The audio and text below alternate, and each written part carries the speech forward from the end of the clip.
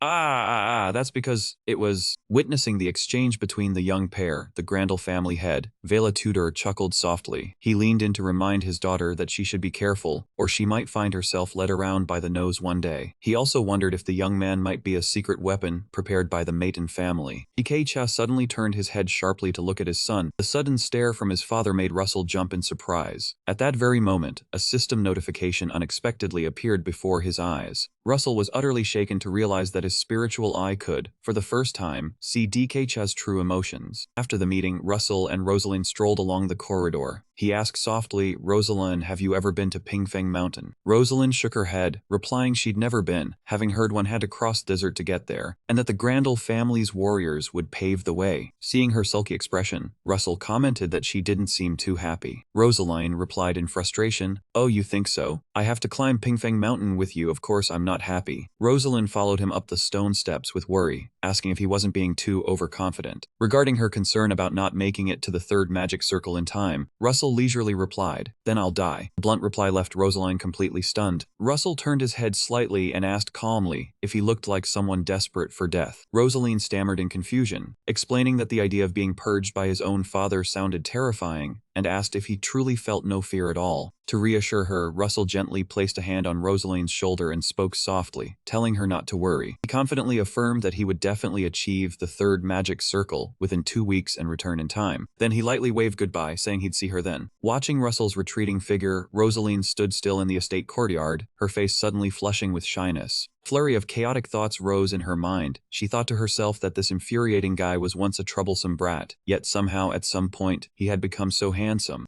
She panicked, covering her face and running off, scolding herself to get her mind back in order. Shortly after, in his private quarters, Russell immediately began preparing for a new journey. Seeing him packing his luggage, Hampton rushed over to ask what needed to be done. Russell smiled, explaining that the group would travel to the Kunal region of the Holy Kingdom of Holland and stay for about 2 weeks. Hearing this, Hampton explained that Kunal was a famous cultural city of the Holy Kingdom. Standing nearby, Hera, with a serious expression, asked him what his purpose there was. Russell narrowed his eyes at the astute maid, asking in return if she intended to report this to his father. Hera calmly replied that it wasn't something she was obligated to report. Russell leaned back in his chair and explained that he had already spoken directly to his father about his need to reach the third magic circle within 2 weeks. Under Hera's doubtful gaze regarding the feasibility of the plan, Russell frankly admitted that of course it was impossible. That was precisely why he needed to depart as soon as possible, because he absolutely did not want his father to learn about the process of achieving the third magic circle. Looking out the window, Russell wore a knowing smile and told himself that leveling up in such a short time through conventional means was impossible, unless... At dawn at the Grandel estate, Russell's group had finished packing their luggage to set out. Russell briefly explained that the Beast Woman would not be able to accompany them on this trip. Though he very much wanted to bring Miran along, Russell had to respect her decision. Before leaving, Miran only left a brief message saying don't look for me and promising to return after a few days. But since the 2-week deadline was too tight, Russell's group could not stop and wait. Meanwhile, on the windy balcony of the Grandel estate, a tense conversation between the two heads of the households was taking place. Vela Tudor looked at DK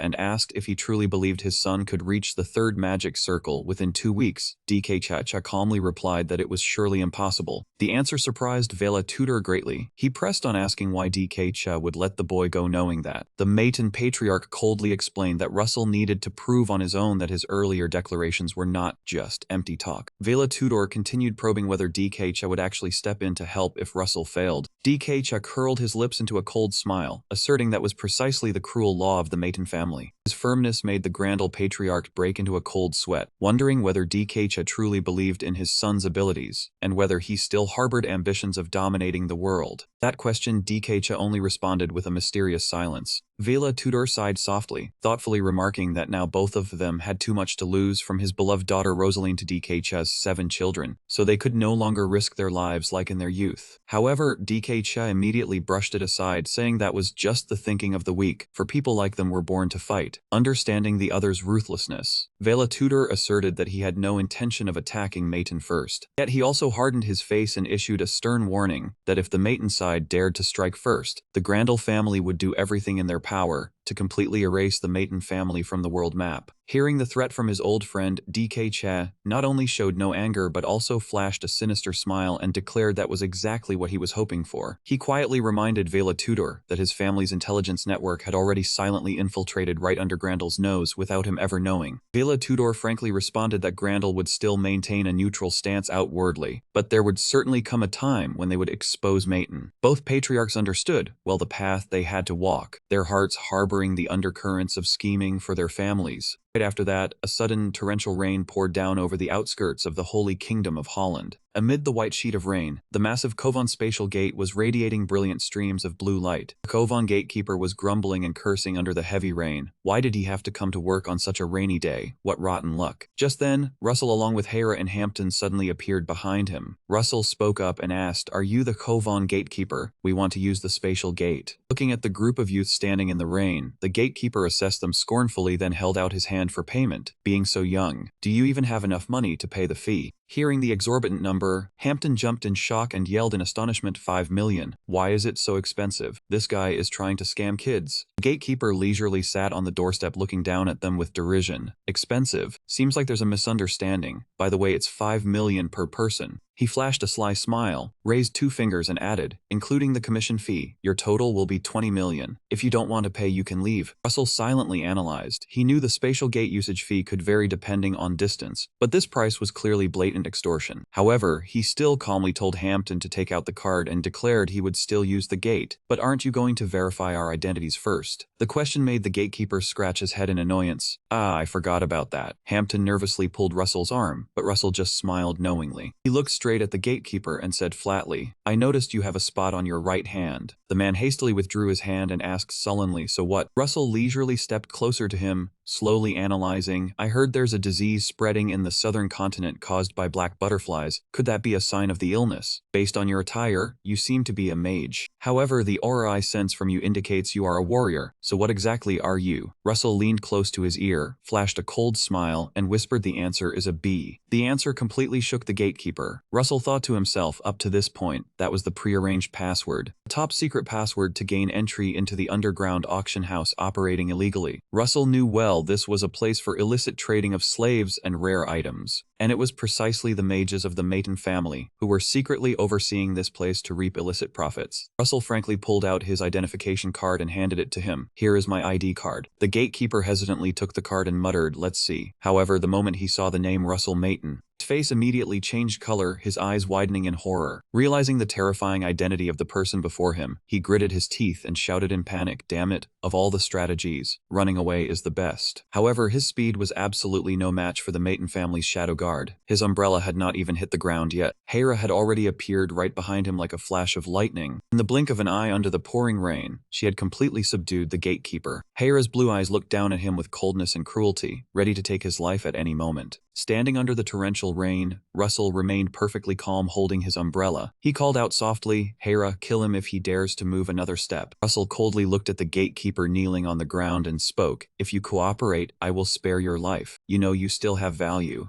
The gatekeeper trembled and thought to himself, "Damn it, have they already tracked me down?" Russell said with smug satisfaction, "The fact that I know about this means the entire Maton family knows too. At the very least, the Maton family needs to maintain face. In short, there's no escape." B. The gatekeeper asked fearfully, "Is that the reason why some managers are sometimes executed?" Russell did not deny it. "That's right, you are nothing more than tools that can be discarded at any moment, nothing more, nothing less. Even if you died right now, the world would continue as if you never existed." Hearing those cruel words, the gatekeeper panicked and hurriedly said, "Young master, since you've told me this, you intend to spare me, right? I believe I still have value, don't I?" Russell calmly replied, "Of course, because you still have to lead me to the auction house." Though he verbally obeyed, in his heart the gatekeeper was secretly calculating, "Once they've used up all my value, I'm dead for sure." He told himself he had to pick the right moment to escape. However, as if seeing through the opponent's very heart, Russell curled his lips into a knowing smile. "Oh, by the way, don't even dream about running away. I've already marked you with a mana scent. You can run to the ends of the earth for all I care." Faced with the overwhelming strength of the young master before him, the gatekeeper could only lower his head helplessly and think, "Although it's embarrassing, I must admit you're right. You must have heard many many stories about me by now. The name Russell Mayton immediately stirred up rumors in the gatekeeper's mind. Wait a minute, Russell Mayton. Isn't that the infamous seventh young master? I heard he's about to be cast aside. But why does he completely ignore those rumors? Before the man could think further, Russell spoke up and asked, "So, which organization do you belong to?" The gatekeeper hastily reported, "This gate is managed by the Magic Association, Yahello." Hearing that, Russell turned to call Hampton right and send a complaint to them. Say that he didn't check my identity and also tried to inflate the price. With these two answers reported, he'll have a hard time, my friend. Hampton immediately acknowledged the order in a clear voice. The gatekeeper worriedly asked whether he would be fired after this incident. Russell smiled gently to reassure him that at most he would only have his pay docked, because the Mayton family wouldn't bother with such a remote place that doesn't earn a single coin. And the fact that someone considered troublesome like him causing trouble wouldn't lead to anything major anyway. The gatekeeper trembled as he realized a horrifying truth. If even the seventh young master, who was considered the weakest of the Mayton family, was this frightening, then how terrifying must the other members of the clan be? Not daring to delay even a second, he hastily activated the spatial gate to see Rarson's group off. In the blink of an eye, the entire group arrived at Canel, a bustling city in the famous Holy Kingdom of Holland.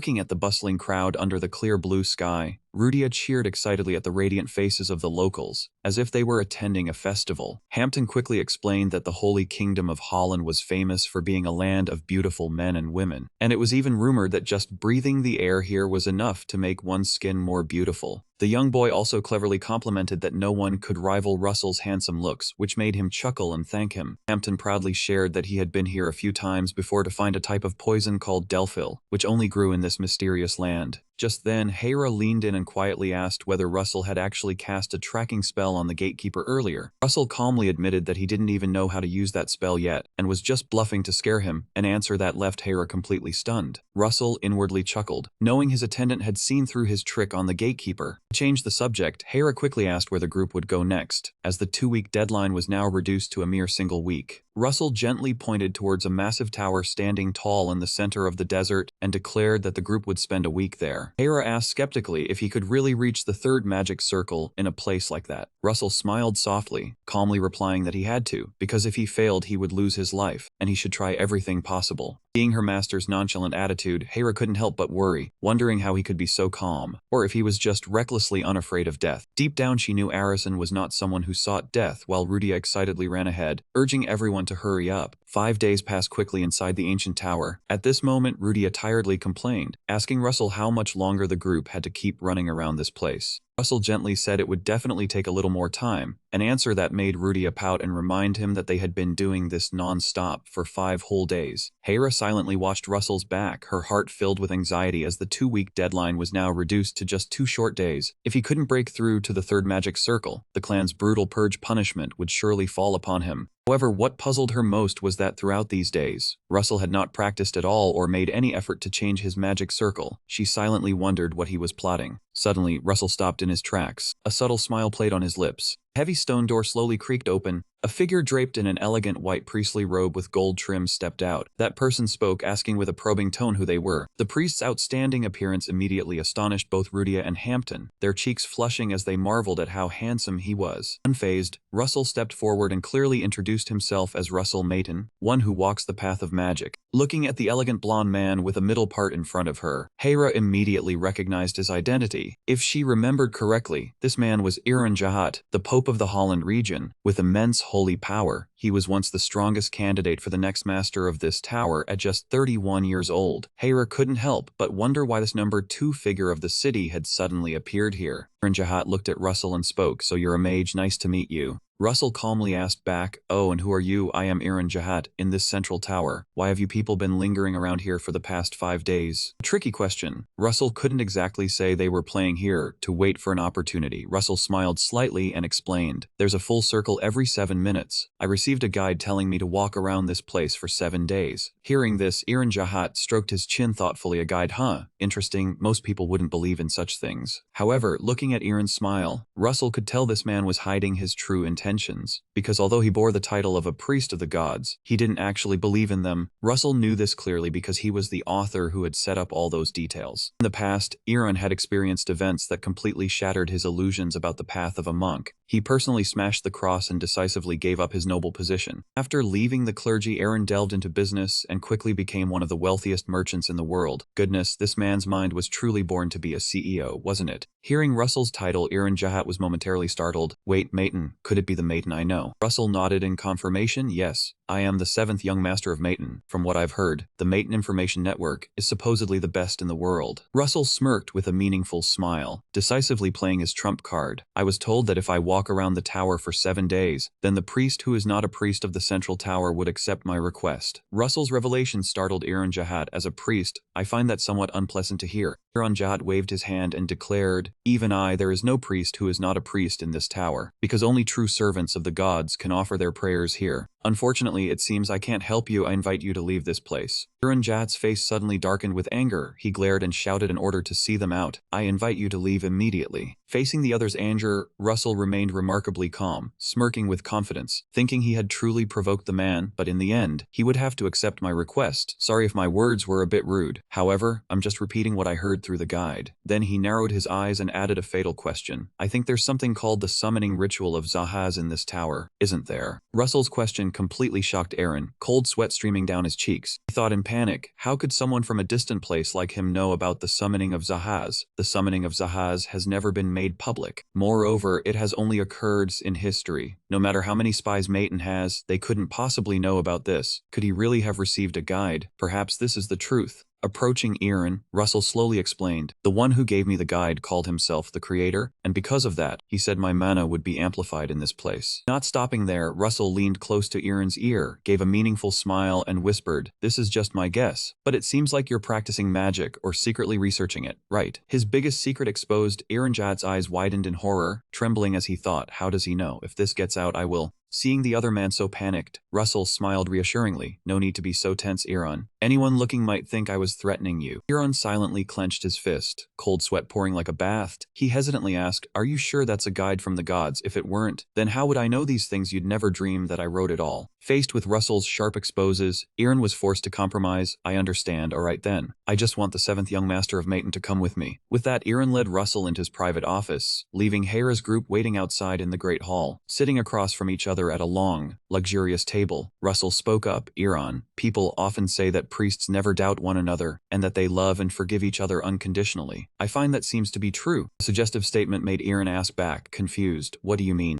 Russell leisurely pointed at the portrait hanging on the wall. Behind that painting, I can sense a space, most likely a secret passage. The secret of the hidden room being exposed left Aaron completely frozen, cold sweat dripping down in fear. How do you know? Russell smiled calmly in response. Anyone who can sense mana would notice it. Since priests are all brothers, they must all know about that passage. Right, Kudo must be inside there, isn't he? Silence enveloped the vast room. After a moment of contemplation, Aaron looked sternly at Dutton, the 7th young master of Maiden, and said, in my entire life, I have never uttered the word Kudo, even once. No matter how capable Maiden's intelligence was, they could never uncover the secret of Kudo. Gazing at the blue potion bottles glowing on the wooden shelf behind the secret passage, Aaron Jahat was stunned and wondered, could he have truly received guidance from the gods, or did the gods really exist? Contrary to the other's bewildered expression, Russell leisurely propped his chin and smiled proudly. Combining divine power with mana to create potions is indeed astonishing. Russell smiled slightly at Aaron and asked if he believed that Chakudo would help him unlock his 3rd magic circle. In reality, Kudo potions were brewed from divine power. They could provide the foundation and minimal talent needed for someone without aptitude to unlock their 1st magic circle. But they absolutely could not help anyone reach the 3rd magic circle. Therefore, those who succeeded thanks to Kudo all had to submit to Maiden to progress further on their path of magic. The emergence of Kudo was once seen as an omen of the family's decline, but ironically it solidified Maiden's position, making the family more powerful than ever. Russell suggested Aaron give him a bottle of Kudo, and he would swear on his family's honor to keep this secret. He added that he didn't know if Aaron would pursue magic or stay loyal to his faith, but if he ever needed Kudo in the future, he should seek him out, and he would help with all his might. Seeing Aaron hesitate, Russell reassured him that he didn't need to worry. No matter what he chose, the gods would not blame him. Being a priest wasn't the only way to serve. The gods would always watch over him. Those words of guidance, so perceptive they felt like the will of the Creator, touched a hidden corner of his soul, moving the priest Iranjahaz to tears. To Aaron, Russell's words were like light, bringing an extraordinary warmth he had never felt before. Wiping away his tears, Aaron decided he would come to Mayton in 3 years. He promised to give Russell a bottle of Kudo that he had in his possession at that time. Russell left with Hera and Hampton, but his heart was heavy with worry, as a serious problem had just arisen. Looking at the blue potion bottle in his hand, Russell realized he might have come to see Iran too early.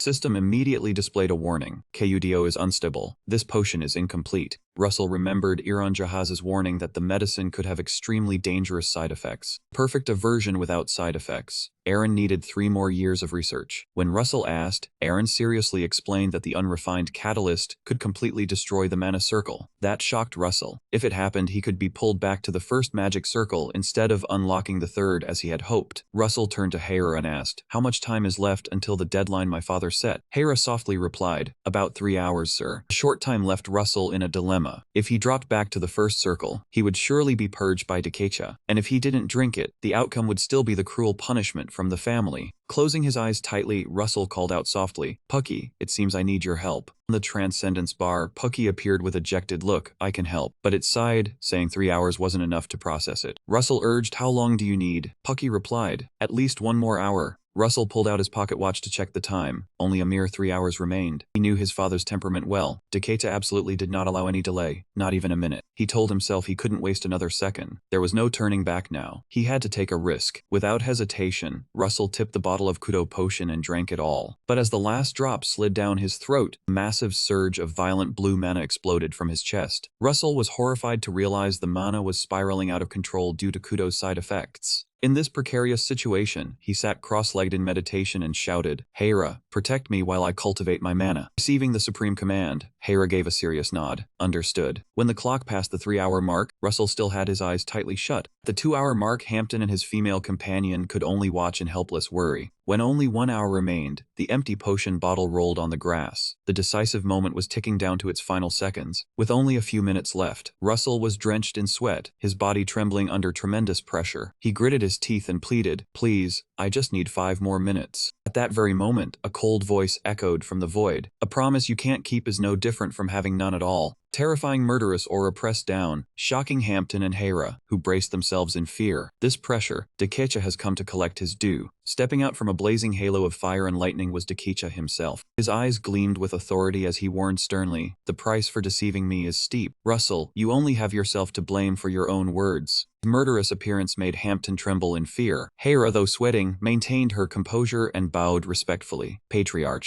Russell was still struggling to endure the mana outburst. He urged Pucky inwardly, "Are you done? Just 5 more minutes." Despite the pain, he slightly tilted his head and said to his father, "Forgive me for not being able to receive you properly." Immediately after, Russell turned and ordered Hera, "Buy me 5 more minutes." "Yes, young master." Instantly, Hera moved forward to block the patriarch. "Oh, Hera, are you standing against me?" In response to the probing gaze, Hera didn't reply, only silently drew her twin blades. "Not at all. I am only following your orders, patriarch." Daikeka narrowed his eyes. "You say you're following my orders, yet you point the azure dragon and white tiger, which I gave you, at me?" Hera remained steadfast. "You ordered me to become the 7th young master's shadow guard." Daikecha said in a low voice, "Yes, but pointing a blade at me is another matter." Hera immediately retorted sharply, "There must be light to have shadow. Since you ordered me to protect the light, I am only following your orders, patriarch. The azure dragon and white tiger are magical tools I created myself. Do you truly think they can pierce through my mana barrier?" Hera remained unshaken and coldly replied, "I don't think that matters right now. Even if I die here, my duty is still to obey your orders." Faced with the female shadow guard's absolute loyalty to his son, Dekecha was not angry at all. Instead, the corner of his lips curled into a cold and mysterious smile. "Very well, then what do you want? Please grant a 5-minute extension." He looked at the maid with an appreciative gaze. "Indeed, you have never let me down." However, Dekecha immediately hardened his expression, speaking sternly in assessment. "But now I no longer sense the sharpness you once had. Realizing she had been negligent, Hera lowered her head to admit her fault. Looking at Russell, who was trying to break through behind her, she silently admired his perseverance. It was precisely Russell's extraordinary perseverance that made Hera completely willing to risk her life to protect him at all costs. DK Cha glanced at the two of them briefly before coldly declaring, "It may have been my order, but the fact that you raised your sword toward the head of the house remains." Hera did not complain and answered decisively, "I accept the punishment for that." However, DK Cha merely smiled a meaningful smile and said lightly, "But you have already been punished. For a talent like you is risking your life to protect that bastard." DK Cha coldly declared he would let the matter slide this time since there were no outside witnesses. Witnessing that terrifying pressure, Hampton collapsed to the ground, his whole body trembling in fear. The boy blamed himself for his weakness, thinking that without Hera risking her life to buy time, the young master might have been in danger, and wondered if he was worthy of being Russell's bodyguard. At that exact moment, Russell's breakthrough process was complete. The powerful surge of mana shook the entire area. Hamilton and Rudia both stared with wide, astonished eyes. Even the head of the family, DK Cha, had to harden his expression in surprise. Amidst everyone's witness, Russell leisurely stood up, 3 brilliant magic circles rotating around him with authority, and he offered a confident smile. Looking straight at his stern father, he spoke with composure, "Forgive my delay, father. This unworthy son of yours is finally able to receive you." DK Cha spoke slowly when he saw the 3 radiant magic circles circling his son. "It seems you have truly achieved the 3rd magic circle, but you have exceeded the time limit I set for myself. Your bodyguard made up for that shortcoming. She is part of your ability as well. And since I have acknowledged that, I gave you 5 more minutes. Father, are you not curious about how I managed to achieve the 3rd magic circle?" In the face of his son's curiosity, DK Cha only replied coldly with an indifferent counter-question. "Do I necessarily have to know?" Russell smiled confidently, lightly turning the blue mana flow in his hand, as he tried to persuade, "With the method I have come up with, we can train a large number of low-level mages, bringing immense benefit to the Maton family." However, DK Cha remained unmoved. His face darkened with overwhelming pressure, and he questioned coldly, "Tell me, why should I care about this?" His sharp gaze left Russell with no choice but to smile awkwardly, not daring to say more. He inwardly recognized that terrifying indifference was the bearing of an absolute being. DK Cha turned his back and walked away, casually leaving behind the words, "Rosaline is waiting for you. I am done here. I am leaving." Watching his father's retreating back, Russell understood that DK Cha was extremely confident in his own power. He did not need any shortcut methods to dominate the world. Back at the magnificent castle of the Maton family, a close guard stepped quietly to DK Cha's side and spoke up to ask, "You seem to be in a good mood, head of the family?" DK Cha replied with a faint smile, "The boy was waiting for me in a desolate place." The guard nodded in understanding. "It seems the young master knew for sure you would go there." DK Cha slowly explained his son's astuteness. Russell knew beforehand his time was running out, so he deliberately chose a place with no witnesses. The little rascal is quite cunning indeed. Hearing that, the guard asked curiously, "If you say so, then it seems Hera defied you." "Yes, she did exactly as I ordered." DK Cha thought to himself that Hera knew well that pressure was merely an illusion, but he was truly satisfied with both. DK Cha answered lightly that raising a child did not seem too bad after all. However, he immediately ordered the guard to secretly investigate how Russell achieved the 3rd magic circle. The guard wondered why he did not just ask the young master directly. DK Cha simply stood looking out the large window and answered coldly, "I do not have enough time." Back at the grassy field, at that moment, the system notification screen suddenly appeared, confirming that Russell's understanding of the magic of the great sage Albecto had increased significantly. Russell opened his eyes, feeling the 3 magic circles around him, thinking to himself that he had now reached the 3rd circle. The system notified him that he had learned a pinnacle rank 1 magic called Interaction from Albecto's book. Looking at his own hand, he thought to himself that he had never heard of this type of magic. The system explained that pinnacle rank 1 magic could directly link with rank 1 attribute magic. Russell immediately thought of Nostrin's ice magic. He mentally calculated that if he combined the rank 1 ice spell crystalline ice with interaction magic, he wondered what kind of power it would produce. No sooner said than done. He immediately cast it. Russell activated his dual pupils and cast both rank 1 crystalline ice and interaction magic simultaneously. A sudden wave of bone-chilling cold erupted, causing Hera to shiver in surprise, wondering why it suddenly became so cold, and whether this was the young master's power. Even Russell himself was completely astonished by the surge of frost he had just created. He thought to himself, is this truly the might of rank 1 attribute magic? Because its destructive power was at least comparable to a genuine rank 4 spell. Witnessing the massive, brilliant and powerful ice flower blocking their path, Hera was utterly dumbfounded. She stepped closer to Russell and asked with a slight tremble, Young master, the spell you just used was a rank 1 ice spell, correct? Russell merely turned his head calmly and replied, that is correct. The brief answer left the silver-haired maid frozen in place, her heart surging with waves at this unbelievable power. Thinking to herself that her young master was truly amazing. Seeing Hera's stunned expression, Russell smiled slightly and explained to ease the awkwardness. It seems my mana was out of control, because this is my first time converting it. The explanation made Hera's eyes widen, but she quickly regained her composure, closing her eyes gently to answer respectfully. I see, hope you continue to work hard. However, deep down she knew the truth was not that simple. Throughout the years, she had met countless outstanding mages, but at the young master's age, even the head of the family DK in his youth could not have been this strong. Hera silently analyzed that Russell said his mana was out of control, yet that erupted energy flow did not damage his magic circles at all. This extraordinariness, surpassing all normal rules, completely convinced Hera. She told herself that she had finally met someone worthy of her absolute loyalty. At night, under the quiet full moon, Hera sat alone writing a secret report to send to the head of the family DK Cha. Young Master Russell used a power beyond his control, however, his extraordinary physique managed to handle that source of energy. His heart should have shattered, yet it was unharmed. The magic circles should have suffered damage, but they did not even have a single scratch. Hera carefully tied the secret letter to the leg of a messenger falcon and released it, soaring into the vast night. She stood by the window watching the bird disappear from sight, thinking to herself that the young master had created the power of a rank 4 spell, using only a rank 1 spell. Hera stood silent in the night, thinking to herself that the guiding star of her fate seemed to be slowly changing, just as the prophecy of the departed one had said years ago. The next morning, Rosalind seriously pointed and clearly requested of Russell, "This time it is my commission, assist me with everything you have." Noting the determination of his friend, Russell smiled and agreed, "Very well." The group's confidence grew even more when Miran officially returned. The Beastkin girl smiled and slung her arm around Rudy excitedly. "With me along, we will finish that commission in the blink of an eye. Let's go, Russell." Yet right before departure, Hera suddenly lowered her head and said she could not accompany them on this mission, as she needed to carry out another order from the head of the family. Russell wondered whether she was being punished for the earlier incident of stalling on her own. Close Aide shook her head in denial, then prepared to leave, and he gently called her name. He offered a warm smile and promised to become stronger so that she would no longer have to bear responsibility. The master's sincere words deeply moved Hera. She bowed respectfully to bid farewell, then quickly departed. After parting with her, Russell's group headed toward the Grandel family territory, where the desolate golden fiber fields lay. The whole group walked together among the towering stalks that rose high above their heads. Suddenly, Russell stopped and gestured cautiously for everyone to keep quiet, and Rudia asked anxiously what was wrong. The wind rustling through the leaves sounded off somehow.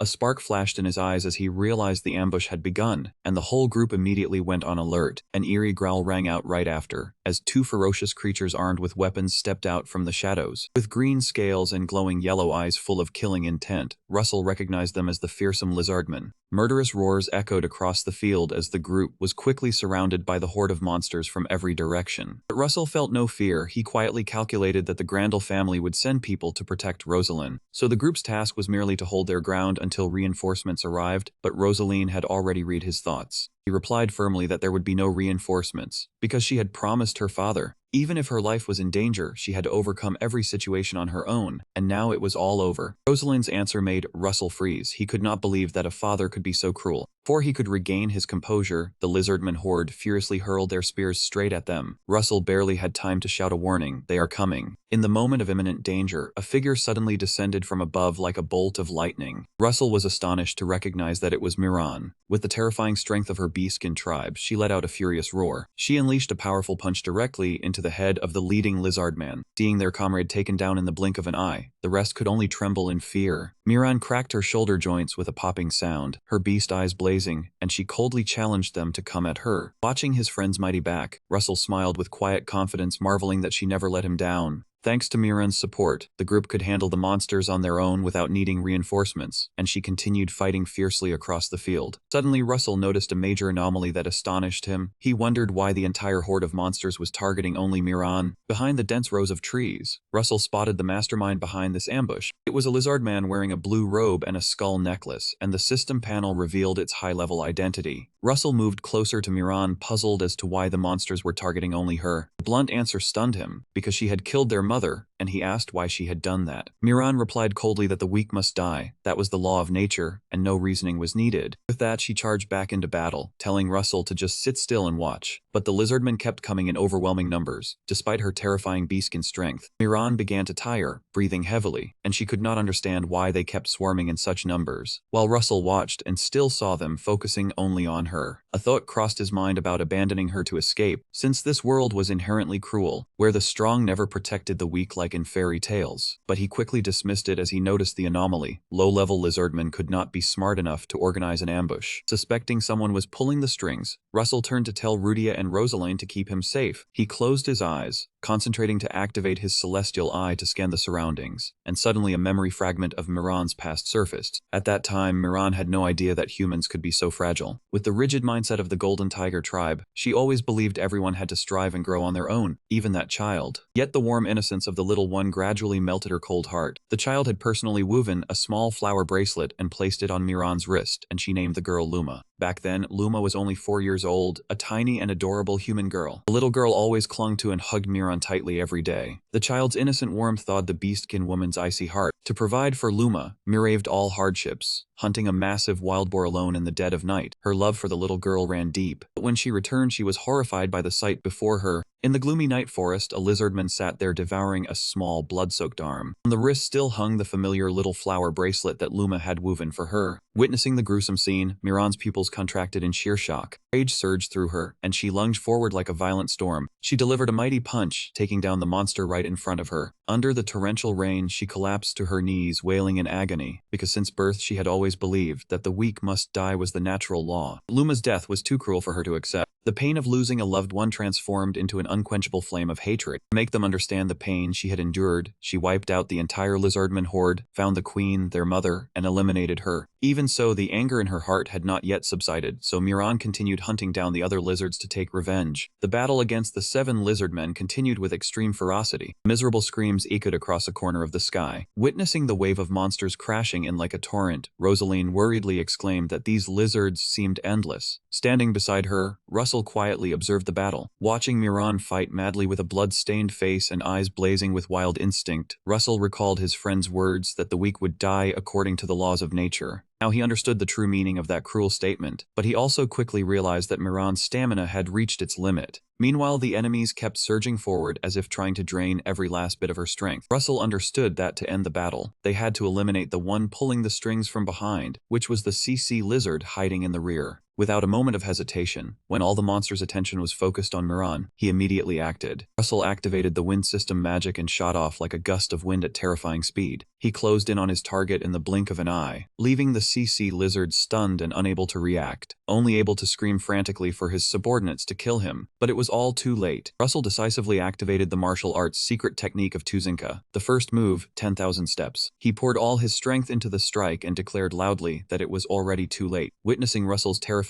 power, Miran stood frozen in shock, thinking about him. Meanwhile, the horde of lizard men wailed in panic upon seeing their leader fall. Losing their leader, the monsters scattered in disarray like a snake without a head. Watching the monsters flee, Russell silently analyzed that now was the time to find the one behind everything. A sharp gaze pointed straight toward the dark grove of trees, where the safe mercenary was hiding with his bloodshot eyes full of murderous intent. Realizing he had been exposed, the mercenary flinched in terror. Facing the enemy, Russell spoke coldly. "I have dodged an assassin's blade 100 times. Even with my eyes closed, I could avoid your attack." Insulted, the soldier flew into a rage, roared, and wildly swung his sword as he charged forward. But Russell was a step faster. He closed in and delivered a brutal punch to the man's gut. Easily knocked down, the soldier quickly coughed up blood and raised his hand to surrender. Russell coldly replied that surrendering does not mean he would be spared. Seeing the emblem on the armor, he recognized him as a freelance mercenary. The soldier was horrified to realize he could not keep up with the boy's speed. He trembled, wondering when the kid had circled behind him. Russell brought his hand crackling with lightning close to his face, coldly threatening that a single twitch of a finger would mean instant death. He asked why the lizards only targeted Miran and not the others, seemingly an effect of some kind of magic. "So you attacked us knowing who we are?" The soldier, terrified, denied it completely, saying he was just paid a lot of money. Russell asked bluntly who had hired him. He tremblingly pulled out a small pouch containing a glowing red magic stone, begging that he truly knew nothing. Just then, Rosaline's voice came from afar asking who he was. Russell merely replied calmly that it was just a mercenary. He handed the red stone he had just confiscated to Rosaline and told her to take it. Rosaline was surprised to recognize it as a manasa stone. Russell explained that it was the very thing used to control the lizards and told her to destroy it quickly. Looking at the stone, Rosaline couldn't help but hesitate, her heart filled with admiration mixed with a hint of pride at Russell's superior abilities. She wondered how he could have identified the mercenary controlling the lizards, while she had completely failed to notice anything. Not bothering with his friend's thoughts, Russell turned and walked away, coldly sending a warning to the one behind it all through the mercenary. He said, "If they want to know about me, then come and ask directly. Don't be cowardly and hide your hand. If you do this again, I will find you and deal with you." The chilling threat left the mercenary only able to tremble and stutter in agreement. At night, by the warm campfire in the tent area, Russell and Miran stood talking under the quiet night sky. Russell speculated thoughtfully that he was paid to kill Miran. That was highly likely. It seemed an intelligence organization was trying to gather information about them. Rosaline worriedly asked if those behind it would be willing to kill them to achieve their goals. Russell calmly explained that since they are descendants of the three great families, all factions would seek to test them. She asked if that was the reason he told her to destroy the Mana Stone. Russell smiled in confirmation. He wanted to show everyone that he was the one making the final decisions, someone capable enough to lead. Through this, all intelligence organizations would know who truly held the authority and was more worthy of succession than the only daughter of the Grandel family. His arrogant declaration left Rosaline stunned in place. Russell continued that even if they were being used, the enemy dared to act right on Grandel territory. Rosaline asked skeptically if Chaco had secretly allowed this attack to happen. Russell's answer was extremely decisive. Exactly so, the head of the Vela Tudor family himself understood that clearly. Russell yawned as he analyzed that even though Rosaline had promised the Grandel head she would overcome the trial herself. But that promise was hard to keep because Grandel could not survive without her. To find the mastermind, he began to narrow down the possible factions. It had to be an organization strong enough to negotiate with Chaco, capable of using mana stones to control minds, able to access mercenaries, and aware that Miran was traveling with them. Based on these facts, Russell asserted there were only three most suspicious intelligence organizations. They were Jiyin, Xiaomiao, and Chihuahua. Seeing Russell calmly analyze everything in the dead of night, Rosaline curiously asked if he was deliberately speaking so that those hidden around them could hear. Russell smiled and admitted it, because he was sure every word spoken now would be passed around everywhere. Hearing this, Rosaline was completely speechless at her friend's cunning. She helplessly remarked that Russell was truly a very troublesome person, and if he were an enemy, she would probably go insane. Russell gently teased, asking if they were no longer enemies now. Seeing her dazed expression, he smiled warmly and confirmed that indeed, now the two of them were friends. Watching Russell's back as he leisurely walked towards the tent, Rosaline stood still in the darkness.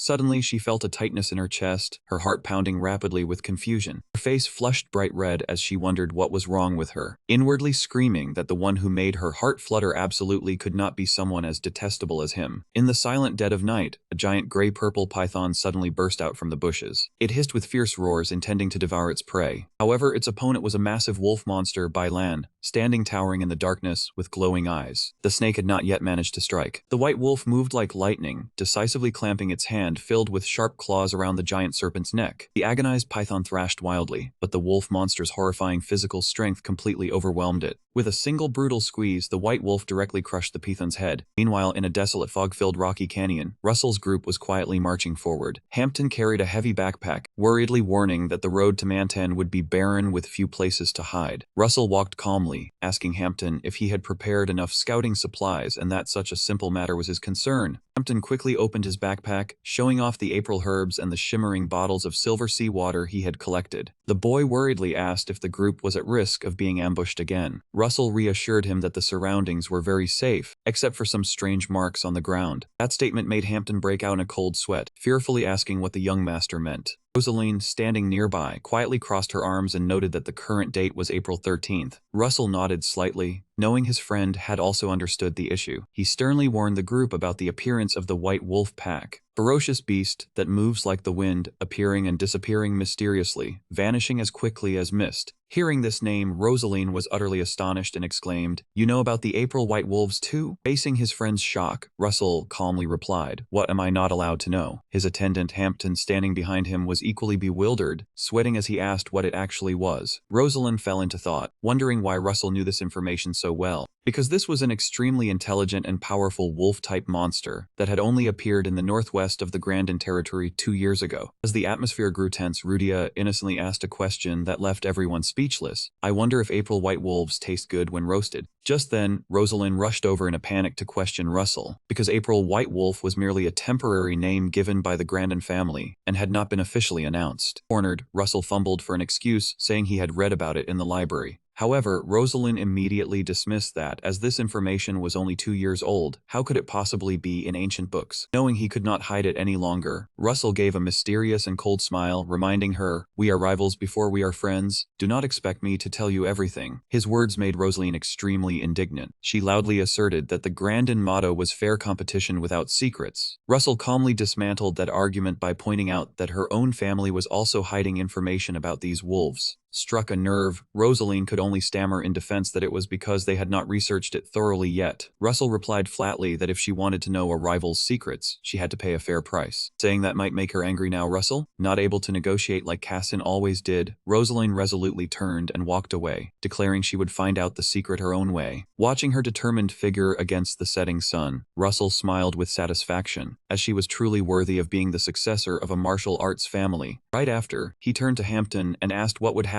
if the April herbs were boiled with the silver sea water. Hampton enthusiastically explained the recipe. When combined with highly refined salt at exactly 82 degrees Celsius, the mixture would turn into a glowing blue liquid. The boy excitedly proposed naming it Russell's Potion, which made Russell grimace and ask why not just call it Hampton's Potion. In reality, Russell knew this was a potion created by the alchemy genius Papona in his original novel. The sole purpose of this potion, made from April herbs, was to revert the April white wolves to their original form. While Russell's group continued their challenging journey at the main mansion of the Mayton family, the family head DK Cha sensed a familiar presence behind him. He spoke up. "You seem rather uncomfortable. I permit you to show yourself." From the shadows, the shadow guard Hera silently glided out and knelt behind him. "No matter how many times I see it, I'm still impressed. How do you do that without using magic?" Hera respectfully replied that it was simply a common thing in the Shadow clan. DK Cha sighed softly. "But you are a special case among them. You can see, I have aged a great deal." Hera looked up at him with coldly glowing green eyes. "Yet you have not aged a day since we first met." Her words suddenly stirred up tense memories of the past, when she had tried to take DK Cha's life when he was young. DK Cha continued, "I nearly died at your hands back then. It was just an embarrassing past. Besides, did you not try to kill me when I asked you to become my servant and you refused?" Hera calmly replied, "Because I have the right to kill you at any time." D. Cha's gaze hardened, and he pressed on, "Do you still resent that decision?" "I did until recently." That answer surprised DK Cha. "And now you don't anymore?" Hera firmly confirmed, "That's right." Then she spoke seriously, "I have something I wish to tell you." Hera began to report on the strange discoveries she had made a few years ago. "The young Master Russell drinks tea with Lady Sozo every day, and that tea is brewed from the carotin flower stem. Technically, tea can be brewed from the carotin flower, but it is not recommended because it is toxic and can cause allergic reactions in those with special constitutions." DK Cha coldly asked, "So what?" Hera continued her explanation. "Young Master Russell knows this, but still drinks carotin tea with Lady Sozo every day. At the time, she was suffering from a peculiar disease, one that was only recently named green kernel. It is a rare disease with a 100% mortality rate and no known cure. Yet Lady Sozo has improved greatly, to the point she is now completely cured. It is truly an absurd thing, is it not?" Hearing this, DK Cha was extremely astonished. He turned back and asked, "So you think it was not a coincidence?" Hera nodded. "And there is one more thing." She quietly asked, "Do you remember when there was a plague in the Hyran region? You mean the Fire Clan girl beside Russell?" A violent magical eruption suddenly exploded. Russell realized Rudia had ultimately survived the fierce battle thanks to the plot armor, also known as the protagonist's protective privilege. It was almost an unbreakable rule that prevented the protagonist from ever being hit. He wondered why the Sky Eye was showing him this scene right now, and whether there was a hidden meaning for Rudia. Just then, the magic composition notebook suddenly appeared, floating in front of him. Russell realized the system was giving him a chance to fill in a blank to modify the probability of the fundamental reason that allowed Rudia to use such a great source of power. Smiling with confidence, he quickly picked up a pen and wrote over the old page. The fundamental reason was because the fire god, the Phoenix, had wholeheartedly protected Rudia. However, just as he finished writing, a surge of extreme golden flames suddenly erupted violently, engulfing his body. Russell screamed in utter agony, "What the hell is this?" The system continuously displayed urgent notifications about the probability suffering a severe shortage. Even though he'd used creative privilege to add a sentence when the probability was met, at this moment the pages were slowly being devoured by flames. Russell held his head in pain, realizing the probability had been completely overturned, and he was forced to quickly devise another setup to salvage the situation. Just as the image of Rudia and the fire god Phoenix appeared in a mysterious light, Russell realized he needed to write a new setup into the layout notebook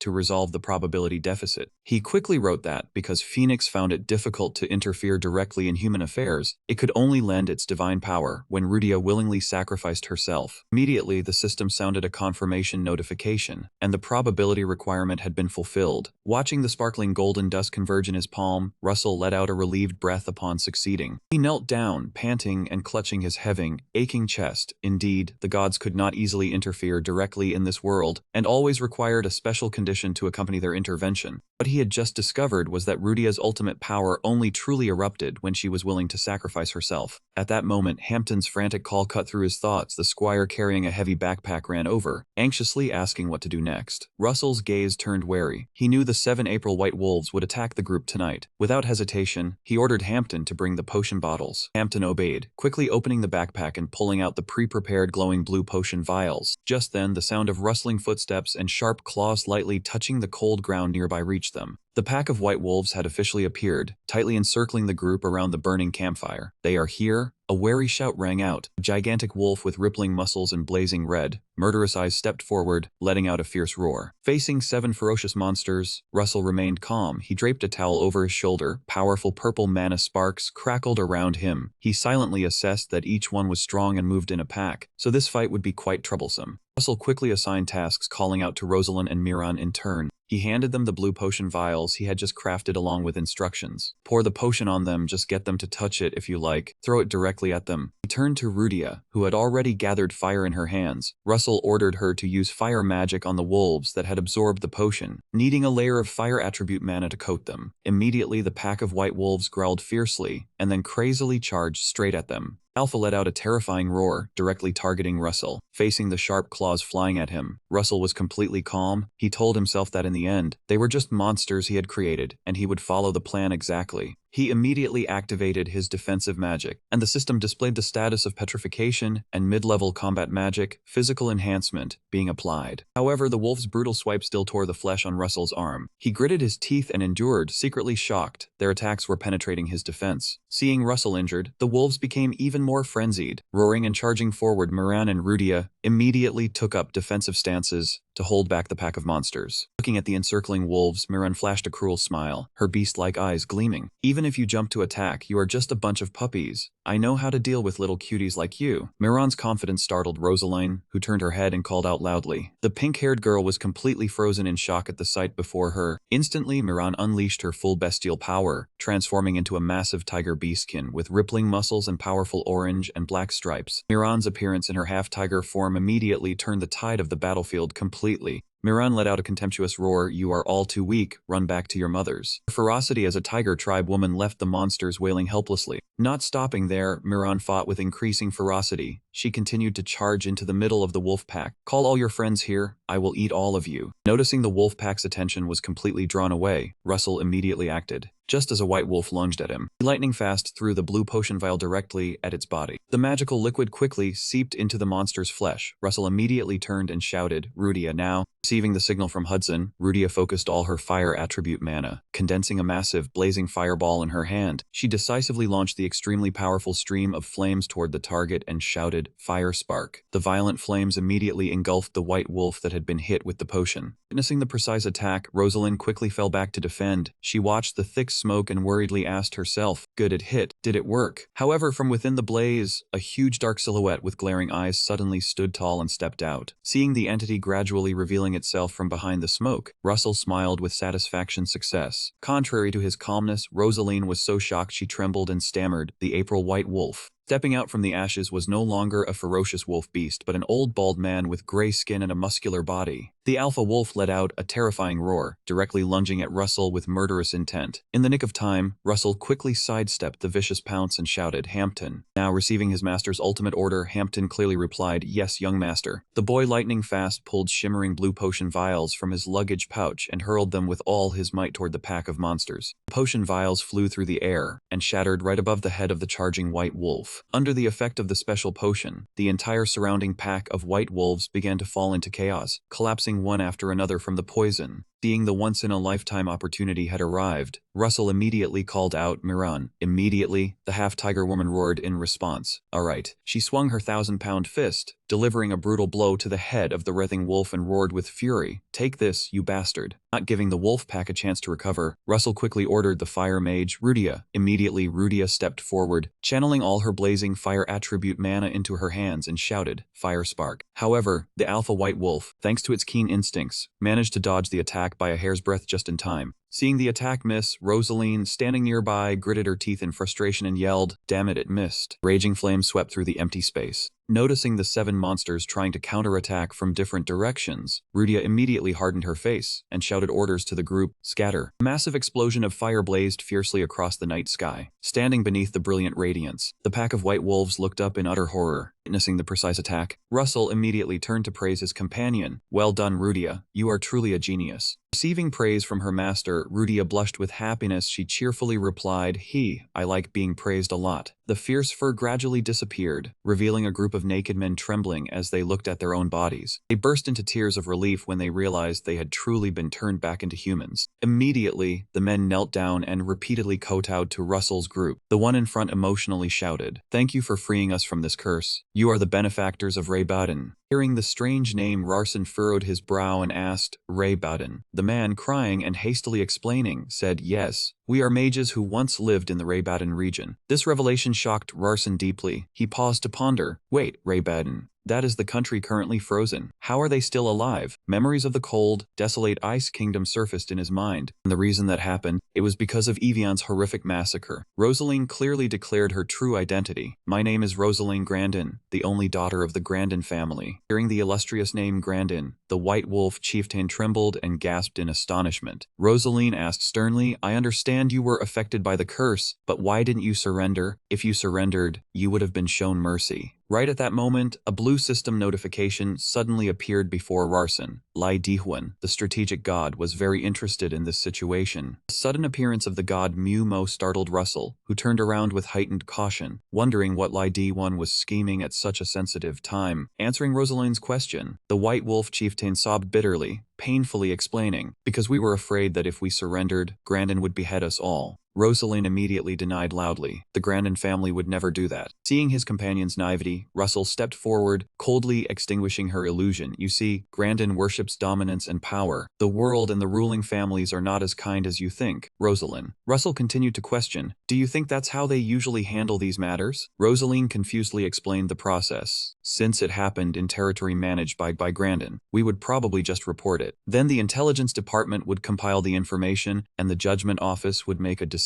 Not letting her finish, Russell's eyes sharpened with cruelty. He exposed the harsh truth. "And then, the intelligence department would verify the information and squeeze them dry to clean up this mess." The cruel truth left the White Wolf chieftain and the others completely frozen in extreme fear. Rosaline broke into a cold sweat, horrified to realize that the reason the Grandin family hadn't touched these white wolves wasn't because they were powerless. She tremblingly asked, "Then why?" Russell explained the reason Grandin didn't interfere with a brief statement: "Because they're lazy." Rarson stated bluntly, "Not only the Grandin family, but even Maiten and Say are the same. In fact, a few years from now, Grandin would easily wipe out this pack of April White Wolves without a care for their unjust circumstances or suffering." Rosaline, upon hearing this, thoughtfully asked, "So you mean Grandin deliberately abandoned them?" She argued that the warriors wouldn't receive any praise or reward for suppressing a pack of wolves anyway. Faced with Russell's silence, Rosaline loudly asserted, "If there's nothing to gain from this, then they wouldn't do it for profit. It contributes to upholding the laws and justice of the world." But Russell only coldly extinguished that illusion. "That's just your way of thinking. You're still naive and haven't seen much of the world, young lady." Rosaline angrily demanded, "What exactly are you trying to say?" Russell calmly analyzed that this April White Wolf pack was indeed strange, but the current damage wasn't big enough to be a real problem. But if the wolves get stronger and people start talking about them, what do you think will happen? Rosaline froze, realizing the issue. You mean others will hunt them for fame? Russell nodded in confirmation. That's right. In other words, they're being ignored because they're not famous yet. But Rosalind interrupted, asking next, what if they surrender then? Russell's gaze hardened with cruelty. Of course they'd be killed, because the fact is they've already killed people. His words made the men of Ray Baden tremble in fear. Russell pointed out that was also the reason they hadn't revealed their real names yet. Hearing this, the White Wolf chieftain burst into sobs, about to confess, "My name is Greena." Immediately, Russell raised his hand to firmly stop him. "Wait, don't say your family name or it'll be a disaster for your entire clan." The cold warning completely froze the White Wolf chieftain. He trembled, lowered his head, covered his face and cried, then whispered a correction, "My name is Greena. As I said, I am a mage from Ray Baden." Greena shamefully admitted his past sins. "It is true that we killed livestock and people every April." Greena painfully lowered his head, admitting that even though they were cursed to turn into wolves, they still had to pay for the crimes they had committed. He trembled as he recalled the horrific memory of the first time he had transformed into a ferocious white beast. In a frenzy, having lost his sanity, he had brutally murdered an innocent boy. When the child's mother ran over, crying and pleading desperately for her son's life, the wolf monster within him had mercilessly taken her life as well. Dawn broke and he regained consciousness. Faced with the bloody carnage he had created with his own hands, Greena was filled with immense regret. He knelt on the grass, holding a bloodied head, sobbing and blaming himself for being a coward for lacking the courage to kill himself in atonement after taking the lives of innocents. Hearing such a tragic story, Russell solemnly asked the reason why they had fallen under such a bizarre curse. Greena painfully revealed that it was all because of a holy relic that his family had fiercely protected for generations. Because the villain Albreca couldn't obtain that holy relic, Ada flew into a rage and cast a curse of lycanthropy upon his entire clan as punishment. Name Albreca just spoken shocked Russell completely. While Rosaline, standing behind, could only look confused, muttering that she had never heard that name before. Deep down, Russell's horrified to realize that Albreca, also known as Albreca, was the only enemy who could rival the protagonist Cassin's strength among all the villains he had created while writing his story. Looking at the current situation, Russell broke out in a cold sweat, terrified, telling himself that things were starting to feel too dangerous. He could get killed at any moment without realizing it if he kept helping Rosaline with her missions. Russell stretched and breathed a sigh of relief, telling himself that at least everything had ended peacefully without any major trouble. However, he was immediately overwhelmed by a series of system notifications appearing continuously. The Phoenix Fire God kept sending messages praising his cleverness. Russell smiled slightly, realizing that the Phoenix seemed to be very fond of Rudia, and that he was lucky to have a god who favored him. However, the affection was too much as the system continuously spammed praise notifications, leaving Russell only able to hold his head in despair and groan with annoyance. That's enough. Returning to the present as night fell, Rosaline curiously asked Greena about the holy relic that Ray Baden had been protecting for so long. Village Elder Greena hesitated, showing a look of concern. He lowered his head and apologized for not being able to reveal this secret to outsiders. However, to repay Russell's group for saving their lives, Greena decided to reveal a part of the ancient prophecy. He slowly recited the 3 conditions of the Chosen one who carries within them 2 opposing forces, one who endures the full impact of the collision between 2 threads of fate, and finally, one who was not born from a mother's womb. Hearing this, both Larson and Rosalind couldn't help but be astonished. Rosaline broke into a sweat, anxiously wondering if there existed an extraordinary person who defied the laws of birth. Village Chief Greena asserted that only those who met all 3 strict conditions were qualified to possess the sacred relic of Ray Baden. Russell, standing nearby, pressed for how one might prove their qualifications. Reyna explained that when the city wall forged by the price of Ray Baden melted away under the northern sea breeze, the path to the sacred relic would officially open. Seeing that everything was now clear, Russell gave a faint smile and remarked that this sounded very interesting. He asked whether after escaping the curse, the villagers would return to Ray Baden to continue protecting the pure air, and received a confirming nod from Greena. Russell leisurely declared that he might soon pay them a visit, while not forgetting to introduce his true identity. "My name is Russell Mayton, and I do not change it wherever I go." Name Russell sent Village Chief Greena into complete shock. His eyes widened in terror as he stammered that the young man was the 7th Prince of Mayton. Fear enveloped the villagers, and Greena anxiously asked about their fate after having committed numerous murders while under the curse. Facing that question, Russell bluntly turned to Rosaline and told her to make this judgment herself. Rosaline fell into a fierce internal struggle. On one hand, she understood they had truly killed people and even attacked their group. On the other hand, all those crimes were caused by Albrica's cruel curse. After a moment of deliberation, Rosaline had to sigh and make her final decision. She would temporarily postpone her judgment on them. Rosaline turned to look at Grina and the villagers, and she firmly declared that she must report this matter to her father for now, because she was not wise enough to pass judgment on their sins. Russell silently observed his friend, inwardly analyzing that it was not actually Rosaline's lack of wisdom, but her fear of shouldering this great responsibility. After all, the lives of the entire Ray Baden clan depended entirely on what she said. Russell sighed softly, wondering if this was truly the vision that the goddess Mumo Lady One wanted to see. Clearly, Rosaline still lacked the responsibility of a true ruler and the courage to make the ultimate decision. Seeing his friend deeply troubled, Russell spoke up when Rosaline turned to ask for his opinion, saying her decision was fine. By the time they reported to Grandin, they would have already returned to Ray Baden, and it would be difficult for them to kill or harm these people since they were no longer on their territory. Moreover, Ray Baden fell under Mayton's jurisdiction, so Mayton would handle this case. Hearing this, village chief Grina and the clan members were astonished and breathed a sigh of relief at having their lives spared. At that moment, a blue system notification suddenly appeared before Russell's eyes. Phoenix, the god of fire, has granted you the breath of the phoenix. Looking at the golden feather blazing with fire floating in his hand, Russell was utterly astonished. He recalled the original plot. This priceless treasure was supposed to belong to Rudia in the middle stages of the novel. It was a source of ultimate power that allowed its owner to unleash destructive flames on par with level 6 magic, easily incinerating any enemy in the blink of an eye. While Russell was still lost in thought, the group had not yet left Grandin territory when an unexpected incident occurred that made him jump and cry out in panic. Seeing Russell frantically hide his blazing hand behind his back, Rosalind furrowed her brow and asked if he wanted to take the sacred relic from them, and whether he had any clues. Russell slightly avoided her gaze, saying he only had a few vague ideas. Hearing that, Rosaline suddenly pulled out the emergency whistle. Her face turned sharp and cunning as she said she could have them arrested right now by blowing this emergency whistle, and they could be executed for attacking her. Russell's expression grew serious as he asked what she was trying to say. Rosaline brought the whistle to her lips, demanding that he tell her the truth, how he had found the April white wolves, the silver seawater, and the April herbs. Rosaline insisted on knowing the secret immediately. She asserted that if he dealt with the villagers right now, he would never get the sacred relic. Russell held his head in stress, realizing he could not escape this matter without paying a price. After a moment of thought, he agreed to tell the truth on the condition that she keep it a secret. Rosaline immediately swore on the name of Grandin. Russell inwardly calculated that he could not explain everything, but he also could not convince her with a complete lie. He decided to blend 30% falsehood with 70% truth. He began to tell her that he knew a famous mage in Ray Baden. As he spoke, Russell channeled magic to make sparkling blue ice crystals appear in his hand, revealing that this was the level 1 ice spell, Ice Crystal. Russell explained that not many people knew he studied attribute magic, and that this was the trump card he wanted her to keep secret. He affirmed that no matter how much he wanted the sacred relic, if he did not trust her, he would never have revealed this matter. Looking at the ice crystals in his hand, Rosaline was deeply moved, promising she would not betray that trust and telling him he could rely on her. Russell continued, saying this type of ice spell came from Nostrin, and asked Rosaline if she knew about it. Rosalind nodded, confirming she had heard of that name. Russell then asked if she wanted to know who he had learned it from. Rosaline curiously wondered who in Ray Baden could possibly know Nortran ice magic. Russell casually uttered the name of the Ice Witch of the North Sea. Rosaline was so shocked that her face changed color. She was about to shout out loud but was immediately silenced by Russell, who quickly covered her mouth.